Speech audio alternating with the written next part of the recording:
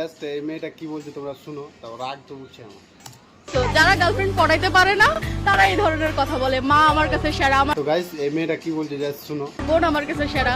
যেদিন বিয়ে করে ফেলে বা গার্লফ্রেন্ড একটা, আমার বউ আমার কাছে সেরা, আমার গার্লফ্রেন্ড আমার কাছে সেরা। যেদিন বিয়ে ফার্স্ট বলতে তো পুরোটাই ভুল বলছে, কারণ যাদের কাছে 2-3টা গার্লফ্রেন্ড আছে, আমি অনেস্টলি কথা বলছি, যাদের কাছে আছে বা যাদের কাছে একটা আছে তার জন্য মা বেস্ট, সবসময় মা বেস্ট। আর এই উল্টাপাল্টা কথা বলছে, কি বলবো একে, কমেন্টে জানাও। আমার গার্লফ্রেন্ড আমার কাছে সেরা। মানে যার বউ আছে তার মাকে ভালোবাসে না, এই বলতে চাইছে। দেখবা তুমি কতজন গার্লফ্রেন্ডকে কতজন বাদ দিল, তো আমি নিজে জানি কত। আরে কি বলছে ভাই, একে তো কি বলবো